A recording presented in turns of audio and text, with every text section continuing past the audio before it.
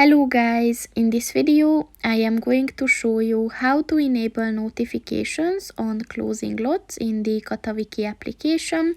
But first I just want to mention, don't forget to subscribe to my channel, because at 10,000 subscribers I am going to show you my whole YouTube revenue statistics and growth strategy, as well as how to make money online.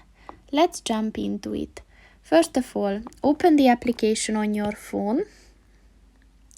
And then click on the profile button at the bottom of the page on the right. And then at the inbox section, click on the notifications button.